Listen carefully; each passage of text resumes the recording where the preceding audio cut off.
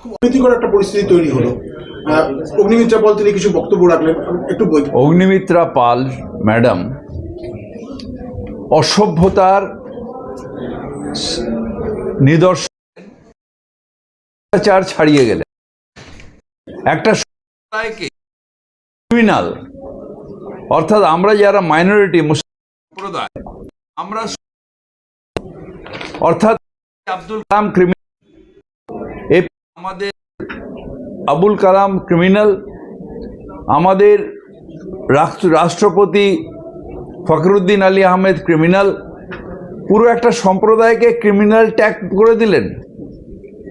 নজরুল ইসলামকে ক্রিমিনাল, একটা পুরো সম্প্রদায়কে ক্রিমিনাল বলার অধিকার ওনাকে কে দিল? ঠিক, মুসলিম সম্প্রদায়কে হত্যা করেছেন ওনারা গুজরাটে, ইউপিতে শুধু মসজিদ ভাঙানা, মানুষকে পিটিয়ে মেরে দেওয়া হচ্ছে।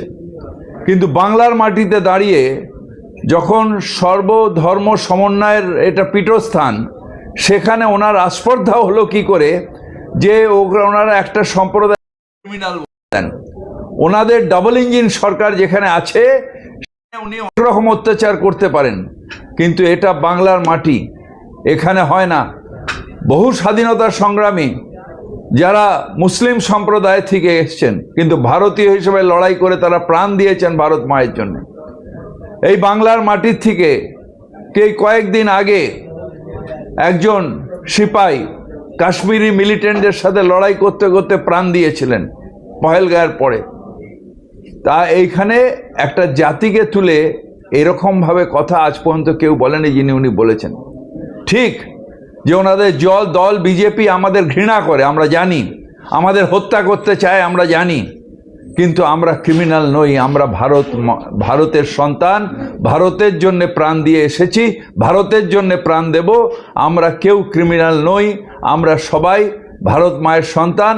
আমরা এখানে বলতে চাই, সারে জাহাঁ সে আচ্ছা হিন্দুস্তান হামারা, এটা আমাদের হিন্দুস্তান, এটা আপনাদের বিজেপির পিতৃকুল্যের হিন্দুস্তান নয়, আমাদের সকলের হিন্দুস্তান।